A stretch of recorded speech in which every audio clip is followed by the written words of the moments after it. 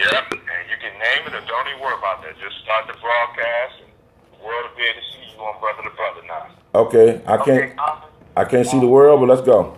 Hold on, Pearly. Go ahead, Amon. I said I'm ready. I can't see. Am I supposed to see anything? Or just seeing me? No, they should just be seeing you, and I'm gonna go to Periscope to see if I can see you. Okay. But I can see you, Amon. Okay. Be mindful that every time you walk, I can hear your footsteps. Okay. Turn your camera around, Amon. You know what? That might help, huh? Live, Amon Rashidi. You can tell. All right. What about now? There you go. There you go. Take your hand off the camera. You good. Leave it right there, brother. Well, hell, I should not be able to see myself while y'all seeing me. No, you can't see yourself. We good. So. All right. I'd like to see. Leave it right there. Leave it right there. Yep, leave it right there. You good. You live, brother. All right. I need to get my tablet. Let's rock and roll. All right. I am not at home, so I can't play the music. So we're just going to get started. All right. Just say when we ready to kick this thing off with our first episode on Periscope of Brother to Brother.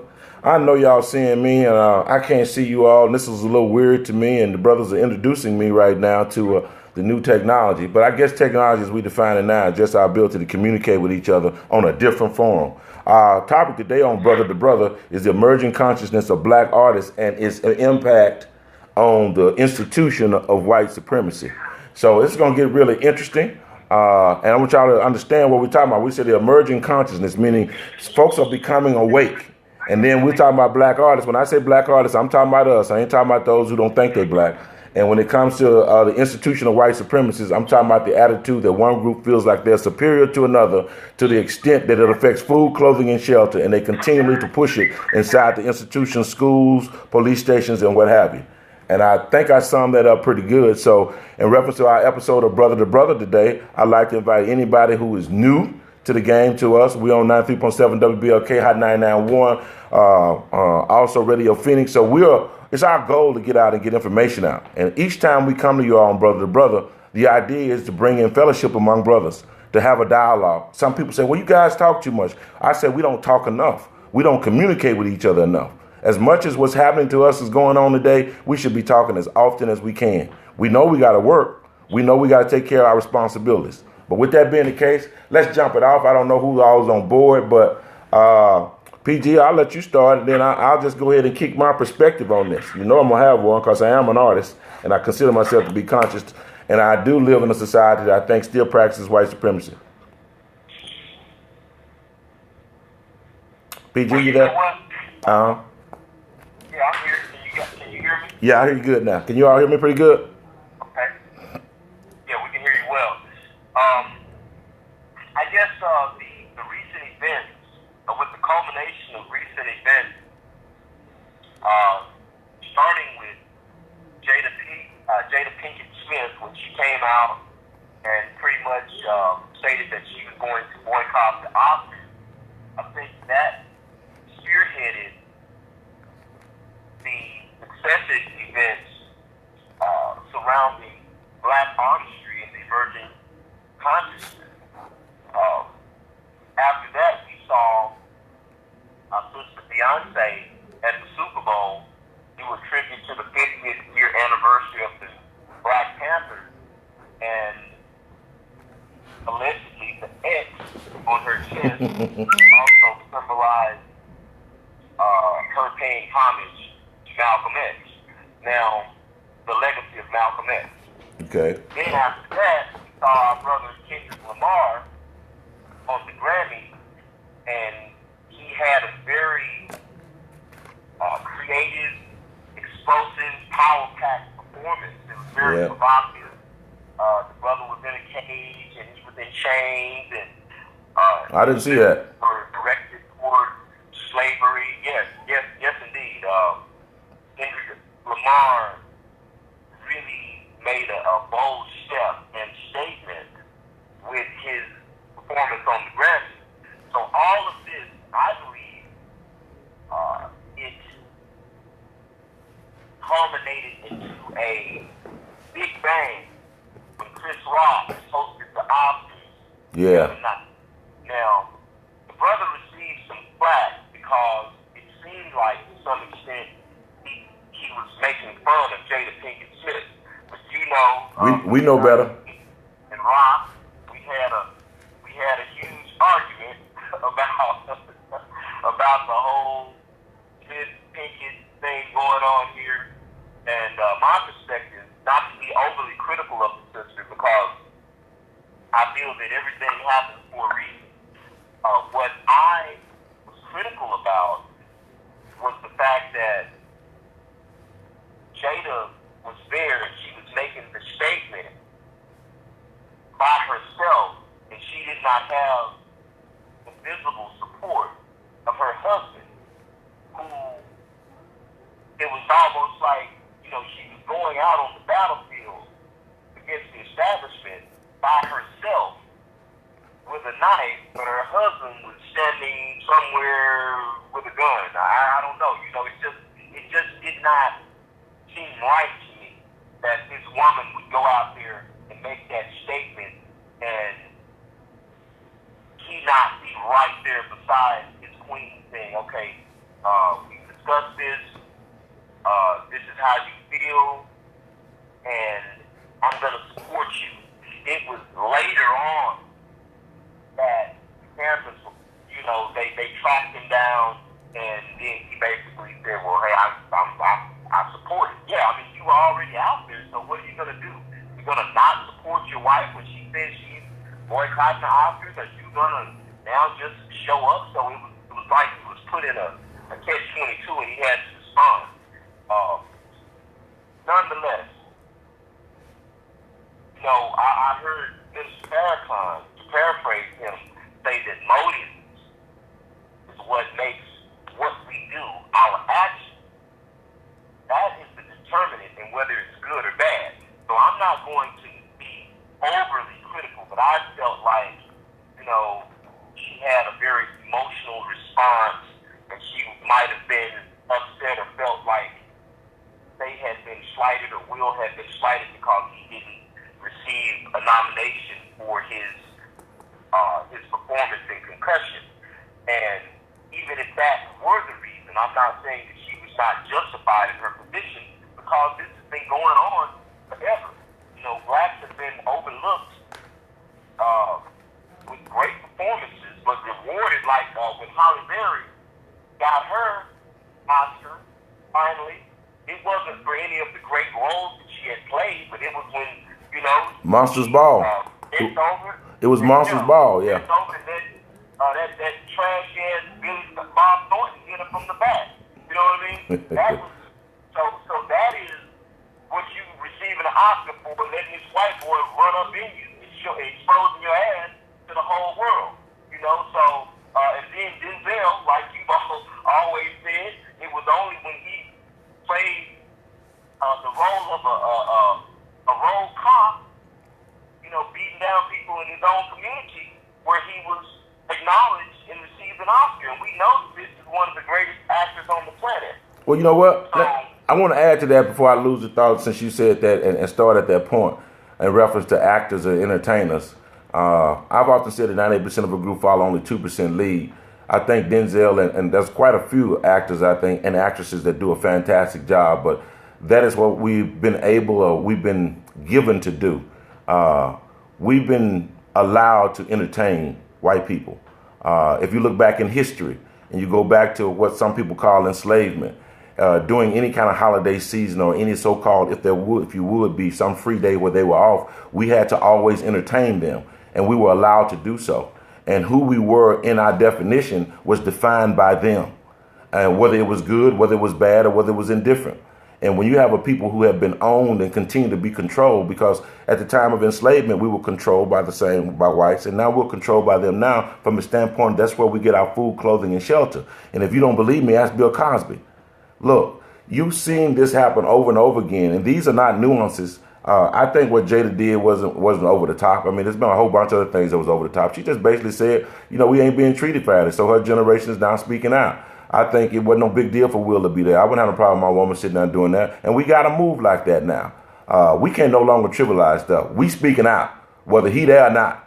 We got to make sure that we are heard. And this is what I want to say about Kendrick Lamar. I think he and Lupe Fiasco, I'm so glad to hear from those brothers doing their thing, and Talib, and there's so many others. And I want to get to mention names, Kadir Latif. It's a lot of great artists that's been handling their business for a while.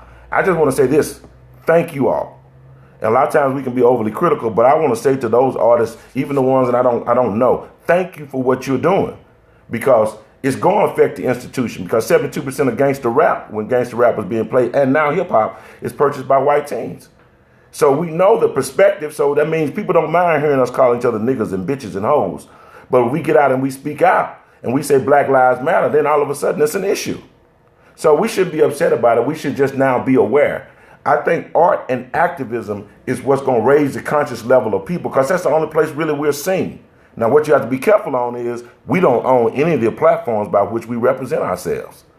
So when you speak out too much, you can see somebody with the influence of a Bill Cosby get kicked to the side. Shit, we treat him like he got Ebola now. We don't even talk to him. But he has money. And if you start to look now, it seems like every black entertainer is under some type of scrutiny. Whether it's Beyonce, just keep on going. You can see it over and over again. It's the wake-up time for us.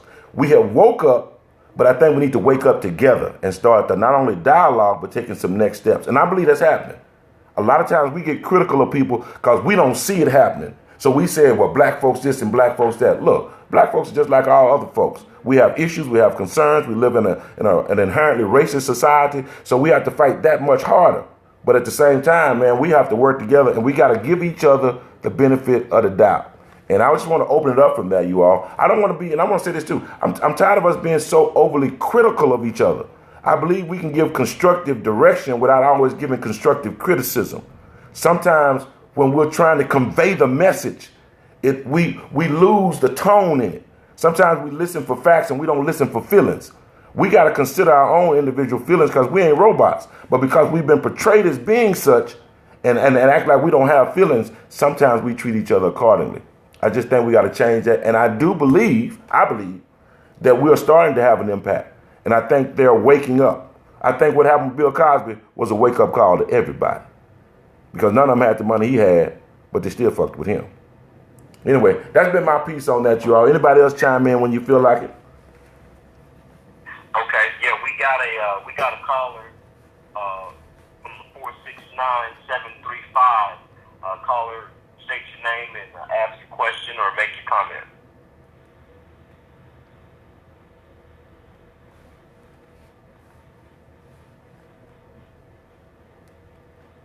Okay, while our caller is getting ready, I do want to remind everyone that this is an interactive call. If you choose to speak, press *6. You will be put into the caller queue. Then you will hear the prompt, and at that time, we will call on you. We recognize you by your prefix and the first three numbers of your telephone number. Caller, you ready? Yes, sir. This is Brother Victor in Dallas. Assalamu alaikum. Wa alaikum salam, brother. How you doing, Brother Vic? Brother, I'm doing fine, big brother. Great topic this morning. I actually wanted to ask a question for clarity as it relates to Brother Pearlie, your opening statement. When you said that Jada Smith called for a boycott, I just wanted to get some clarity because I heard her comment, or at least some of the clips that they posted or that the news media was posting, and I heard a lot of chatter, and I didn't hear her actually call for a boycott herself. In fact, what I heard her say was that she thought, she said quite a bit, but just right to condense, she basically said that it was time for us to basically have our own.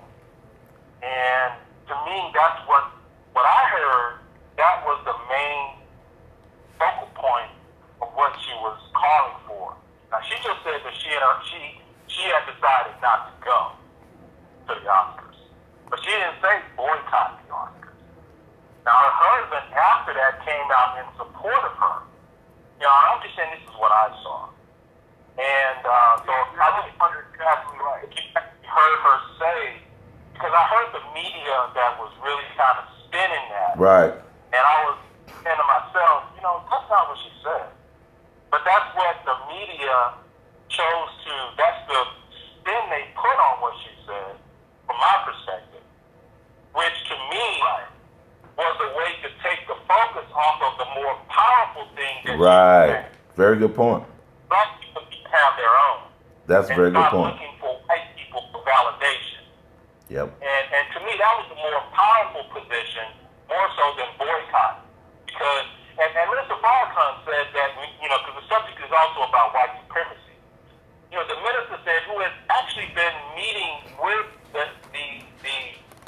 hip-hop community and artists, the things that he's been doing for years now. He didn't just start this, he's always been reaching out to young people. And he said that, and I can't quote it exactly the way he said it, but he said, the way we see white supremacy is with black excellence.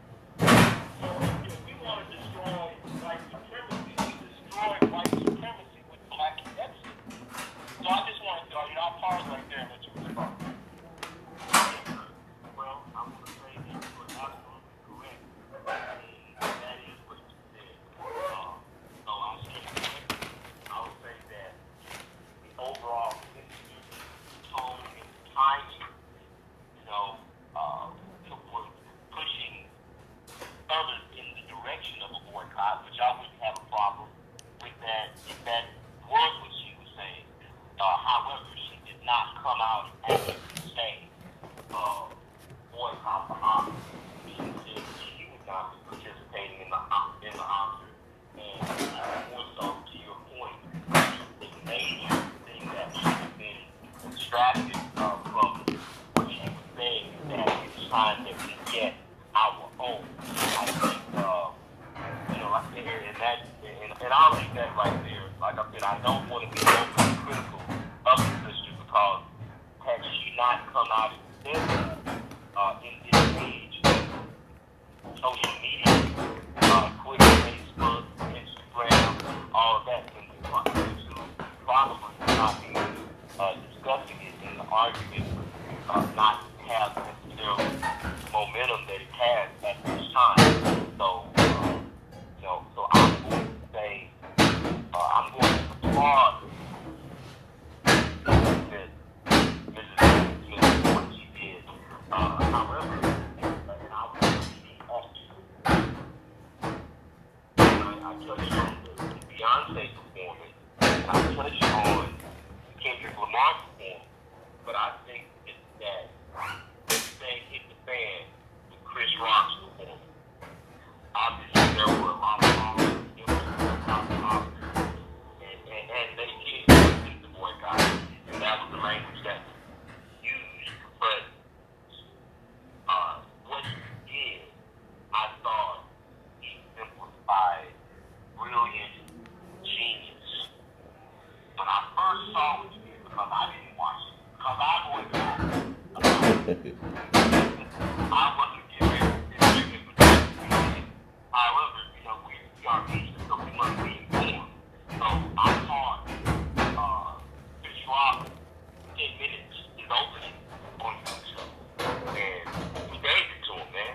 I mean, he really put it in their face. And, he said, yes, there is.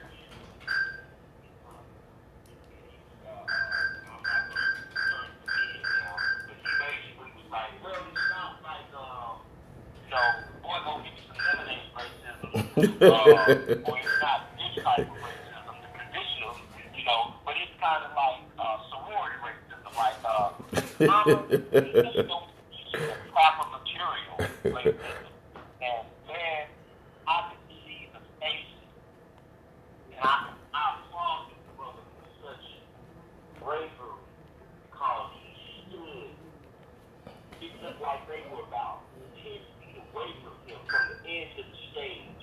And this man, this black man, amid this controversy and all of this tension, everybody wants to see which side he's going to fall on. Is he going going to represent black or is he going to represent the establishment? And beyond the shadow of a doubt, this brother, he shitted on him. He shitted on him right there on their platform that they provided him with. Chris Rock shitted on him, and it was brilliant. Now, a lot of people took exception to the fact that, you know, he made a joke and used Jada. He's a comedian. Somewhat, you know, she was somewhat the butt of the joke. You know, that was used so lightly. And that was the one little crumb out of all of that entree. That was the one little crumb that he gave them. But beyond that, he shit on them. And they were back. In fact, when I first went to see the video, it was blocked. So then I moved quickly to YouTube, and I saw the video. When I went to replay that video about 3 or 4 hours later, it had been removed under the guise of some type of copyright infringement for Disney. Wow. And that's bullshit. You know goddamn well Disney, YouTube, Facebook, all of these motherfuckers are working in cahoots. So there is no such thing. You know, they make these things available for all of those different platforms so that it can be displayed. They just did not want to see Chris Rock wagging his penis in the face of the establishment. Brother Rashidi, you know I'm on fire right now, so I'm going to step back a little bit. I'm going to let you go ahead and go in, man. Yeah, in reference to the issue of Beyonce and any of the things that we've done, Beyonce's, what she did in reference to her show, I didn't see it as being anything overtly revolutionary. Period. No disrespect to her, but I appreciate the sentiment of what she attempted. And some people talked about the zipper up a vagina. Come on, y'all. It's all entertainment. We know what the venue is, so I'm not going to go over the top with that other than, you know, it was a cool idea as far as I was concerned. But I do believe that we are under attack in reference to our particular image. And not just our image, but our physical prowess, period. So, you know, you got to take into consideration that every 28 hours, an unarmed black man is still shot by a white police officer. And I said unarmed. So we got to continue to take that under consideration. And think about this. Jada Pinkett was one of the primary people that helped fund the Million Woman March. So we know and they know that she is attached to some level of consciousness. Some time ago, Will Smith made some comments. I know it's been a long time ago, 10 years or plus ago, about the issues of AIDS being possibly man-made. Well, definitely they came at him at that, so he kind of backed off. You've never been able to utilize your platform in the entertainment industry to say anything that was positive or to represent black folks in a positive manner. And if you did over a period of time, you won't have that platform long. And I think we have to be aware that when we get critical of the artists, realize it's not their platform. And many times when, you know, people say, well, they can't do, somebody said something to me some years ago. Well, if Janet Jackson stepped out, man, she would change everything. Well, you ain't got to look at Janet. Look at her brother. He started to step out. And let me tell you something. When he decided to get the Nation of Islam and get the FOIs to protect him during that period of time, it was all bets off. You cannot be independent and use that platform. So I think what we got to do is make sure that the artists know that we respect each other. We'll support the artists. I mean, even some of the things now, when we start talking about the consciousness, PG, all right, let's look at the issue of Common. All right, Common is dating a white woman. All right. Is that counterproductive to the quote-unquote consciousness level? Is a person unconscious? Or maybe we should have a topic on that. Is he unconscious because they're interracially dating? I think at this point in time, y'all, we got to take what we can while we can and do what we can as we move forward. The house is on fire. And in the village, it's going to take all kind of people. And we might not be ready for that. But right now, we've been getting our ass kicked. And what's been happening as far as the public persona has been very negative on black folks. I mean, anytime you can watch somebody like Donald Trump and they ask him a question in regards to black people in reference to them being killed and Black Lives Matter, and his comments is, all I can say is I support our police department. All he was saying is I don't support you black folks. So we ain't got to worry about the code words no more. We know what's happening. And we got to encourage other artists to do what these artists are. I support Kadir Latif, Zadok the God Hop MC. All these artists, some of you may not know, but we got to continue to push them. And that's what our platform is for. But I want to say this one more thing, too. I think a lot of this too is probably targeted at Jay-Z. You know, he put a song out dealing with the issue of racism. I know him and Jay Electronica had some pieces out. I think P. Diddy even, you know, shook a stick at putting something out that was supposed to be conscious. But we don't let people just jump on the conscious bandwagon because you do one song. This has to be a lifestyle. And when I say lifestyle, I know you're not going to circumvent the platform that pay your bills to make sure you eat, but at least have some centralized focus to where you stand on the platform just like a politician and hold to it to dear life regardless of what people say. Because all of a sudden, remember, Rice became the image of domestic violence. Come on, y'all. It's been a lot of folks being beat every 4 seconds. He's not the face of it. So with that being said, I think we should encourage more artists to do it and stop believing that if you say something positive as a rapper that you're not going to get heard. That's bullshit now. You can't use that as an excuse anymore. Now everybody realizes you got to wake up. Go ahead. Okay, Rashidi, I got a question, man. You know, Kendrick Lamar's Grammy performance. I'm just kind of contrasting his performance with Chris Rock's performance. Okay. And Beyonce's performance. Now, I'm going to be honest with you. And you and me, we're probably, man, we two of the more conscious brothers walking around. And Beyonce's thing went right over my head. So, I mean, because I just saw typical Beyonce in a bathing suit. You said a bathing suit. With pink wig. That's all I saw. I missed all the revolutionary aspect of that performance. You know, I guess maybe had I seen, I think she released her video a day before. Right. Or maybe had I saw the video, I would have, you know, put two and two together. But right. I missed, I totally missed it. Now, with Kendrick Lamar,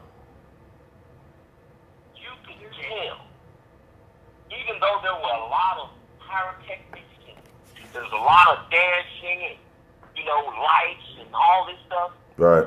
His performance went totally over the head of the audience. It went over everybody's head. You think about it. White people don't understand black people when they're rapping. When they're rapping fast, it's gibberish to them. So now. Well, I don't know, PG. I mean, white teens purchase most of the rap, so I think they understand. They hear it. It may be gibberish to the old one. They buy it. Yeah, they buy it, but they don't understand it, goddammit. They buy it to fucking dissect it and study it. They don't know what it is. I done been around enough white folks, and their children, yeah, they're intrigued and enamored by it, but they don't know what these artists are saying. They don't understand that language. Well, I wish most of our kids didn't know what some of that bullshit was that they were saying, because beyond Kendrick Lamar and several others that we've talked about today, it's a bunch of bullshit. And I think they play into the cause, you know, when you think about that. But I want to add to what you just said before I forget. I think there are levels of consciousness, PG. Everybody is at a different time, at a different level in their life. Depending upon who you ask in America, it's the best of times or it's the worst of times. For somebody who's kicking and life is going good, they saying, I don't understand what y'all talking about this racism, black folks. Y'all lazy, need to get out and get a job. But for the ones that are out here hustling, trying to get a job and realize they're being discriminated against at every level, then they realize that that's really not true. But I think sometimes you'll have money and you'll look around you and it's not consciousness as much as a spiritual motivation hits you and say, this is wrong. What they're doing to these people are wrong. And then you wake up and realize when you look in the damn mirror that you're one of those people. Because sometimes, you know, I think we get confused of who we are and where we are. Because we get so shocked when certain things are done to us. I just want to throw that piece in there. Okay, well my question is, okay, so Kendrick Lamar does his performance, and I can see because communication is 80% nonverbal, so I'm not I'm not looking at their applause. I'm looking at their body language and, you know, how their response from that perspective. They understood Chris Rock totally. They totally got it. Yeah, that was direct. That was direct. But why was I went to Google. I Googled. You go and Google Beyonce controversial Super Bowl performance, and you're going to find her being slammed. Right. But when I went to Google Kendrick Lamar's controversial Grammy performance, I see nothing but praise, praise, praise, praise. And I'm wondering, are they praising him? And because he basically came out and said, you know, y'all should have got us to change this. And basically this prison industrial complex shit is destroying lives and, you know, destroying our communities and the backbone of the community and the foundation. Essentially is what is, those were the overtones. Right. But he has received nothing but praise. So do you think it's because they have not yet, because he's a rising star, and they haven't been able to milk him completely? What's going on there? Why are they slamming Beyonce, but they're praising Kendrick? Hello? I see. Yeah. Hello? Yes, sir. Go ahead. May I? Okay, yes, sir. First of all, PG, what I hear is, we're trying to identify the motives and consciousness of other people. And when I look at, the only conscious level that you can determine is your own. Everything else is speculation or a plot. When I look at Beyonce's performance, when I talked to Rob about it, it appeared to me as though that was another attempt to relegate the Black Panthers and what they did to nothing. Because that had absolutely nothing to do with the Black Panthers. She had a zipper of her coochie. So for them to even relate that to the Black Panthers and the movement that basically started every social program in motion right now, I think was an attempt to tell a narrative about us. And so as we sit and analyze and think about, what Kendrick Lamar did, what Beyonce did, what and all these other people, Common and Chris Rock, the only thing that I can speak to, what comes to mind is somebody else is still telling the narrative in a way for us to determine what consciousness is and what consciousness is not. Because none of that would have went on. Beyonce just scripted her own show. Chris Rock wrote his own jokes. And probably Kendrick Lamar, of course, his songs are, they are what they are. Right. But at the end of the day, the people of consciousness that's watching this we have to always keep in mind that this is a story that's being played out before. Images, determine your reality. So as we are looking at this, the only question that we are asking is where do we fit, where do we stand, and how do we interpret this in terms of how we relate our own consciousness to people? Because at the end of the day, it's literally impossible to judge the consciousness of another individual. The realness of it is there's social consciousness, there's self-consciousness, there's cultural consciousness. It goes all at different levels. And when you hear entertainers speaking out like Muhammad Ali did, Muhammad Ali had a balance of self-awareness, cultural consciousness, and social consciousness. When you look at Chris Rock, he didn't speak anything about his African tradition, so he didn't speak on cultural consciousness, but he spoke on social consciousness. And today, the most prevalent washover is to speak at the most prevalent issues. He said there was a memorial at the Oscar service this year for all the black people that were killed by police on the way to the Oscars. That's social consciousness. Wow. And comedy has always provided a platform to tell truth where other people hadn't been allowed. Somebody is allowing that to happen. Otherwise, he would have been muted. That would have been social. That would have been career suicide. So somebody is allowing these things to happen. Somebody is playing on the consciousness of other people and developing a profile. It's probably like we were doing with the coffee earlier to determine where they want to guide the sheep. And so, as conscious people, we look at that, and then, like me and Roger, we go on there and determine what is actually. We have to hold these entertainers and these politicians to a standard, to a platform, if you will, or to a agenda that causes them to do what's best for our people. Otherwise, consciousness is on the board. Somebody's in the background. Yeah, that's why I stopped talking. Hey, I'm saying. Yeah, I think what I heard you say is we got to hold them to a standard, and then we got to set that standard. One of the things that we had talked about at Griot Nation was having a code of conduct. And I think the code of conduct, doesn't extend beyond artists. I mean, that's everybody. But I think there should be a code of conduct that we should establish in reference to artists. They don't have to do it, but a code that would be consistent with things that would be beneficial to us. We agree, our nation, I always say the images shape your reality. What you see reflects what you feel. What you feel reflects what you think. How you think dictates how you act, and how you react will dictate how other people react, will dictate how, what your status is in this society.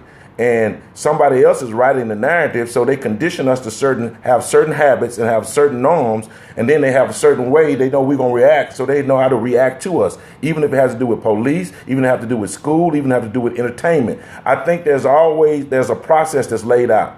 So when you step too far out of the line, there's a response. I just think that we need to have I won't even say a counter, a proactive platform that's an umbrella for us as we move forward in the consciousness of people. Does that make? Yeah, yeah. That sounds like somebody was talking on the. Yeah, but we do have a caller. Yeah. We got brother Victor. He's back with another comment. All right. Go ahead, sir.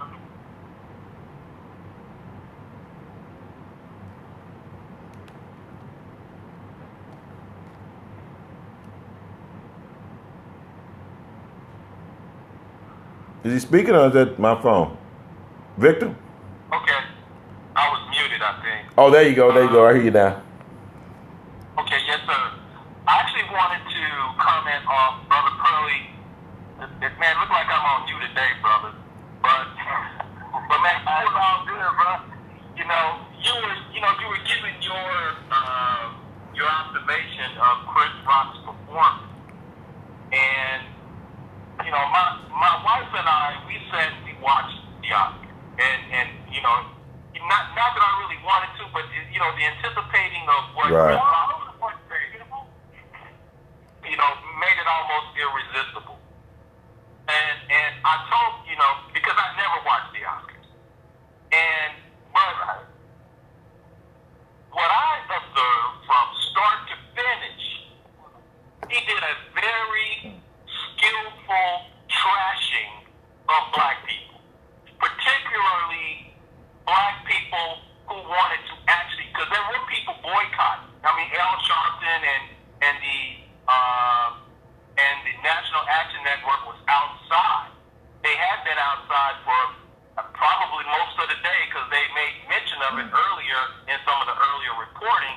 That Al Sharpton was out and they were boycotting the Oscars. So, and there were other people, and the ratings went really low. But the way I looked at Chris Rock's performance, and not even his performance, but then the Stacey Dash piece that came in, and then the piece about when Tracy Morgan, I believe his name is Tracy Morgan, he actually did a skit where he was dressed, he had a dress on, and he took and it was one of the movies that was up for an Oscar that they did a parody of that, but I think it was the Danish Girl, but he was actually playing the Danish Girl, and he looked, so he was a black man in a dress, and and as the Danish Girl, and then the piece where Chris went on location in Compton and had an Oscar with him and was asking the people in Compton, and he went to the people who you would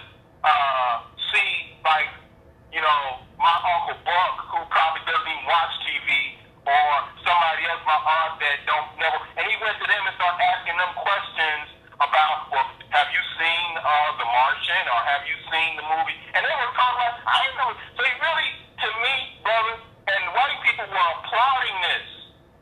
A lot of them were applauding most of his act because, yes, he did. And when he talked about racism and talked about there's different kinds of racism, there's only one kind of racism. You can say, well, there's poison. Here's a peach flavored poison. Here's a chocolate flavored poison. Hell, it's all poison. It's all killing us. So to try and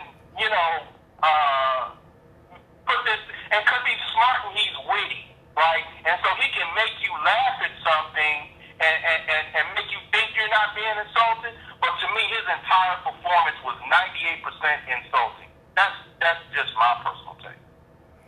Wow, Okay, well, I haven't seen it. that's what Go ahead. Brothers about. Yeah. You know what, you all?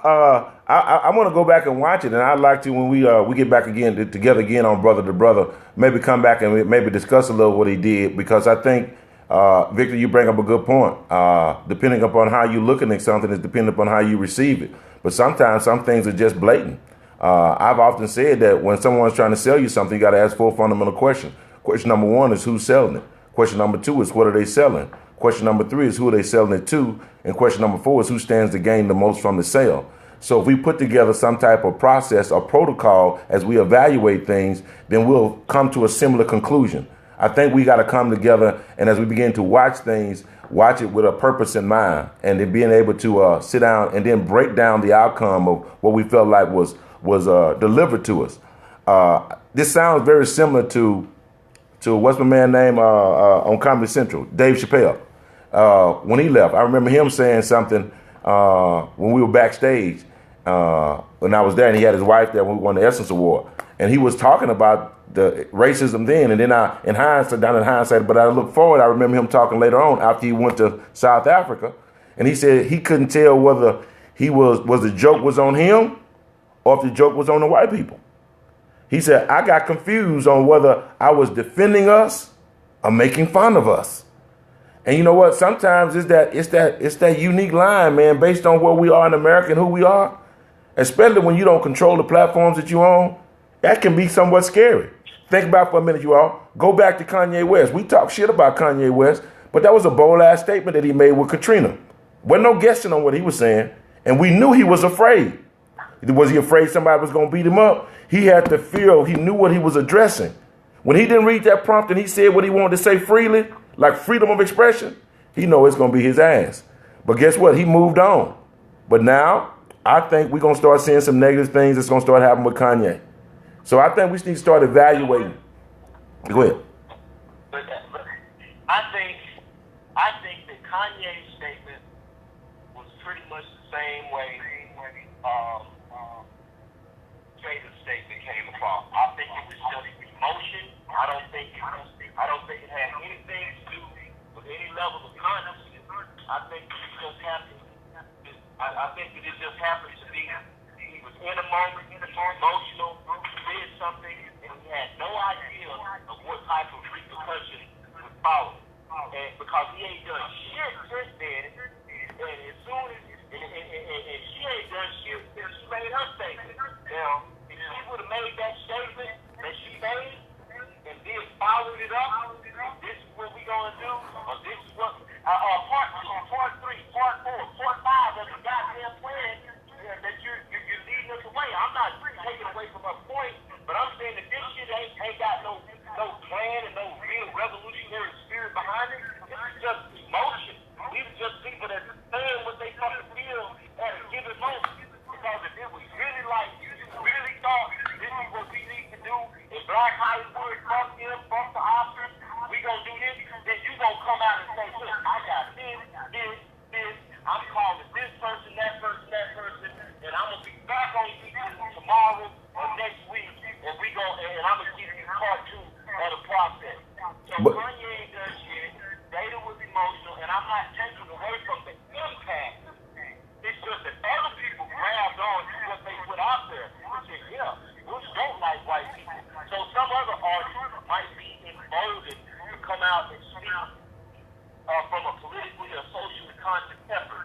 Some other artists might come out and say, you know what, shit, Jada did it, so I'm going to come out and it emboldens me. It gives me the strength to come out and make a statement about the Oscars and white supremacy and the establishment, etc. But no, I don't think that these are conscious efforts to move black people forward. I think these are people who just feel emotional and are just making statements. Well, what we gotta realize right away. Let me say this: is conscious meaning aware. So it doesn't matter if you're emotional or unemotional. You're emotional now, PG. Does that take away the levity of what you're saying? It's all right for you to But I'm emotional. I'm passionate and I'm emotional, and I don't apologize for being passionate and emotional. A lot of these things have to be called upon, depending upon the issues that you face. You know, if I have something that I think is in detriment for my child, I'm gonna be emotional and passionate and angry. You know what I'm saying? So it all depends. But this is what I want to say about the consciousness. We can't give a blanket indictment of what consciousness is other than being aware. You can be emotional, I believe, and you can say something with the best of intentions and not know what the outcome is, but have the best of intentions for your people. I don't think, most people think that way. I don't think when King said his speeches, he didn't know nothing about the outcome. I don't think Malcolm and many people think as much about the outcome as they think about what is necessary to be said at the time. Here's the other thing.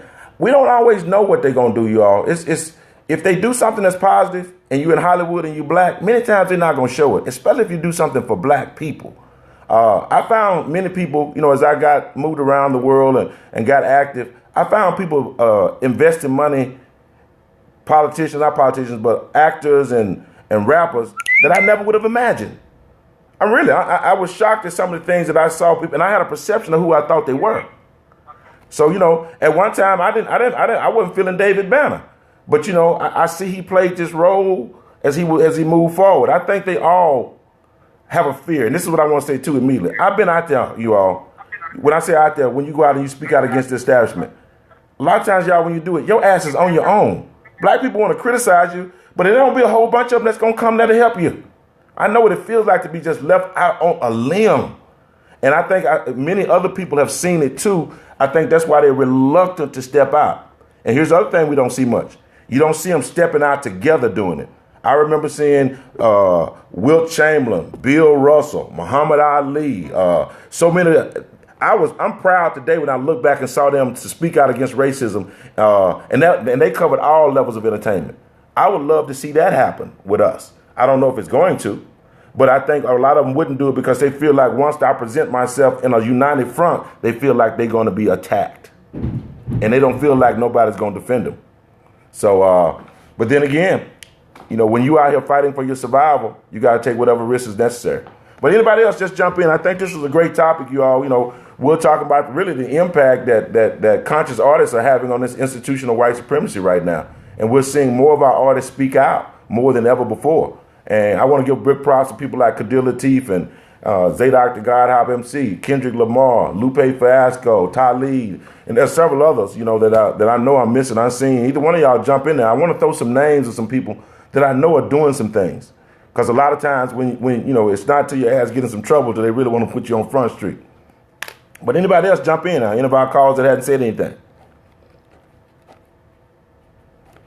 Hey, well, who's calling? Who's speaking? Yeah. Yes. Hello. Yeah, we can hear you. We can hear you, unseen. Okay. I wanted to. Okay, you got an echo, sir. I got an echo. Yeah.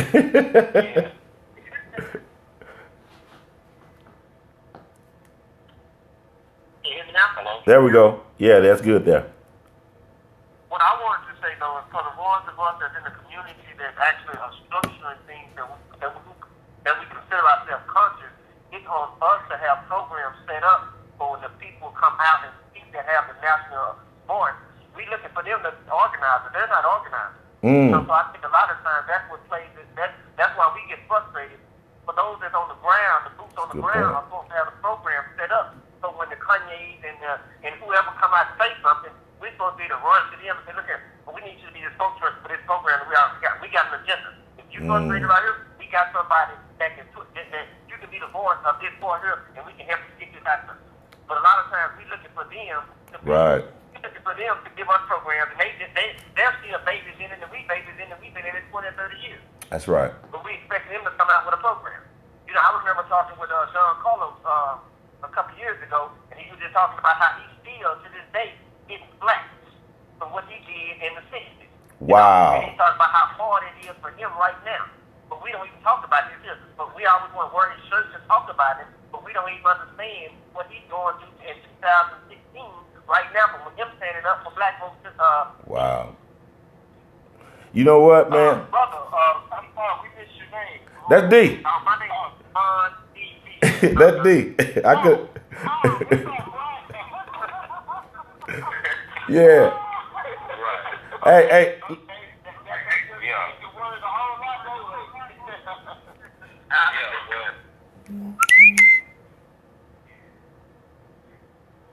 That's on point.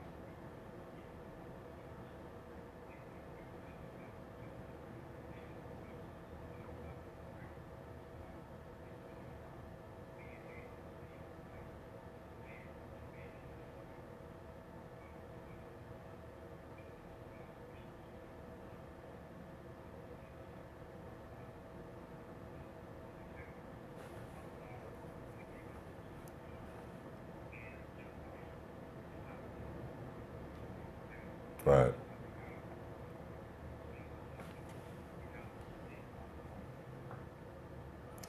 I think that's on point. I go back to just hindsight on what Unseen said and what D just said is they're not organizers. Who was an organizer or was perceived as being one was President Barack Obama. And I was one of those people who said, here's a guy who, has a constitutional law degree, who seems to get it, seems to be proficient. He seems to articulate well. He was at the right church. He knew the right people, but he didn't appear to be the right man once he got in office. That's just my opinion. So, sometimes consciousness can be a badge that you ain't trying to enforce. And I've seen that on many instances. And I think, too, maybe the vitriol that we have against each other, sometimes we got to fall back. A lot of times we get mad at each other when we come out, but we come out cussing mad, saying so many different things. And our white counterparts are doing things even more vicious than what our brothers aren't doing, but we don't hold that same level of disdain. I think that's pain. I think it's frustration over years of maybe thinking you had the right ideas and you were doing the right things, but things just didn't work out the way you planned. But this is what I believe. You just keep on working and you keep on planning. And I think, definitely we embracing more of us together. Like in Dallas, I've seen some of the most aware people. And I've seen some people do some wonderful things with their business and continue to do so. But it's not going to stop. I continue to hear people talk about the conscious level here. It ain't about, I think, the conscious level now. It's about, the networking right now. Shit, it's, it's a whole different people coming in the cities over and over again. And new blood don't necessarily mean young blood. It just means new blood. And what D said about Carlos is right. There are still brothers today who wouldn't dare get back in the black movement because they took such bold stands a long time ago and still being crippled now. The shit that happened to me in DeSoto followed me all the way to London, England. I'm sitting up in a meeting in London, England, and the girl who in charge of the program come out. She's from Rowlett, Texas. I'm in London, England. And we talk about they don't communicate. Hey, man, I think those are things we got to do. And I just want to say, too, big up to you, D. I want to get by and holler at you, brother. I've been missing you, too, man. So it's just good, man. Yeah, it's good to hear from you again, man.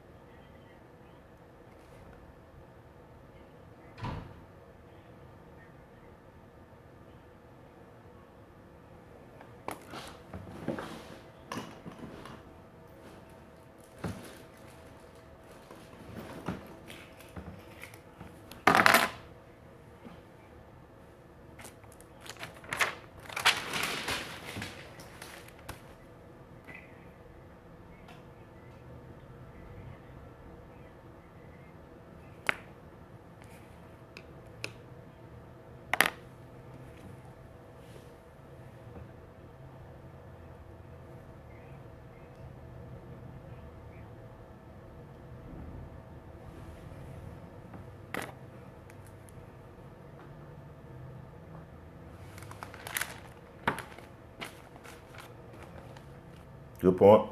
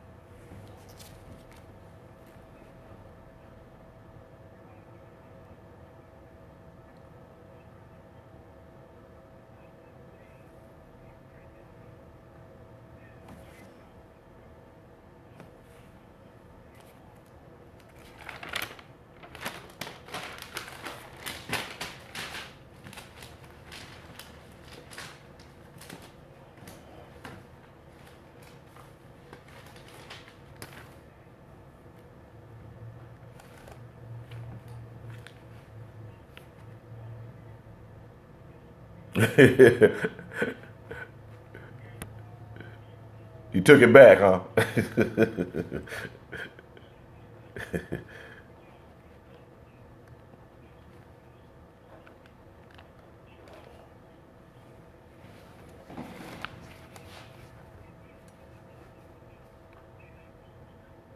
Yeah, get it off your chest.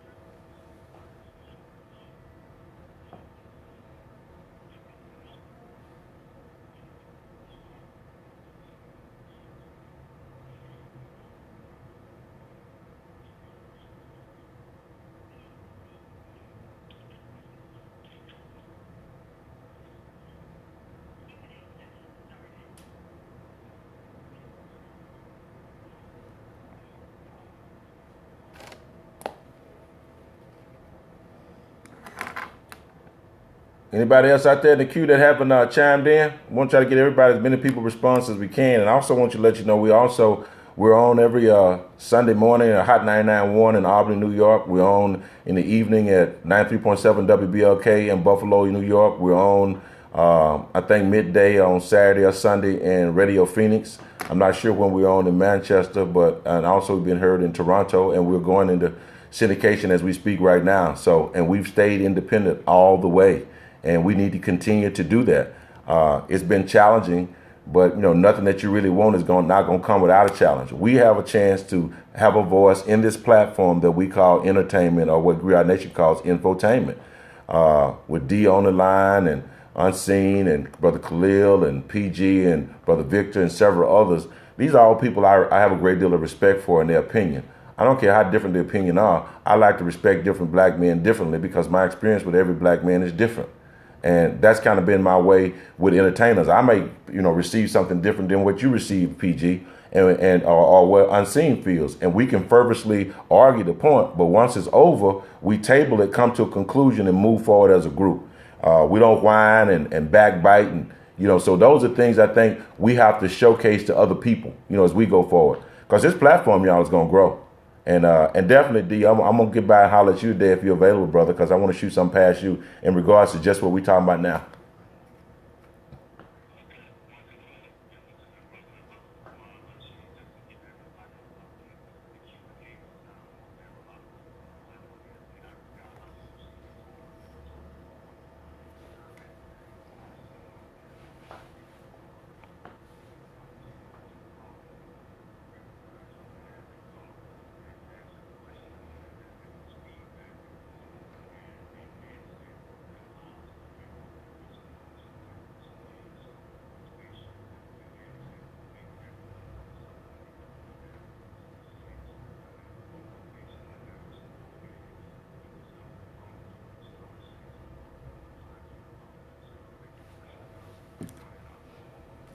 All right.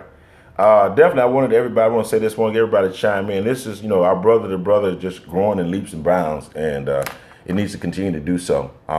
We need a presence here on the ground here in Dallas. We'll be in at least twice a week, and we're going to make that presence known. And once on Saturdays, we're moving forward with boots on the ground. I am a community organizer, and I've never stopped as a community organizer.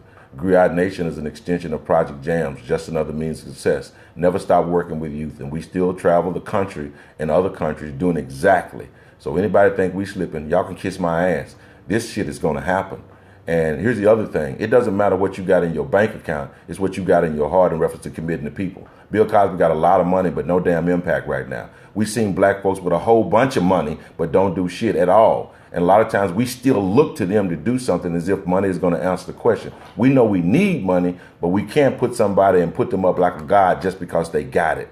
And sometimes I see people with the resources that's in the entertainment industry, when they see you, they start running the other way as soon as you start talking about doing something productive because of their perception of black people, the same way we were told when we were athletes, for some of us who may play a little pro ball. Don't start fooling with your families. Don't worry about them little programs they got. They just want to take your money. We got to understand they've been told those things as well.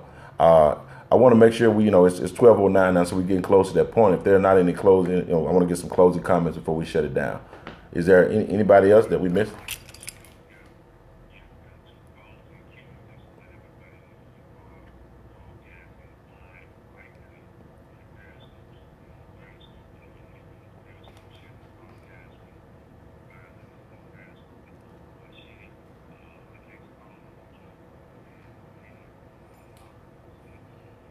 Zadok.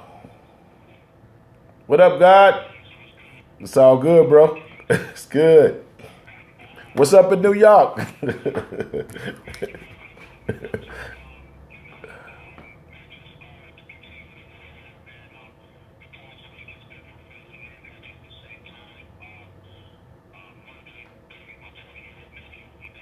Oh, man. I'm sorry, brother. Moji Bar.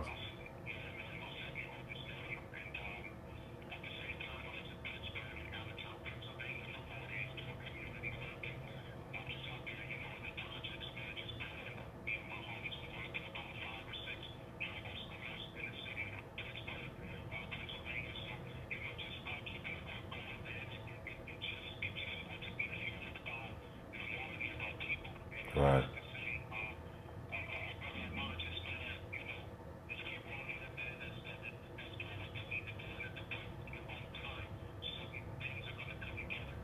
Yeah.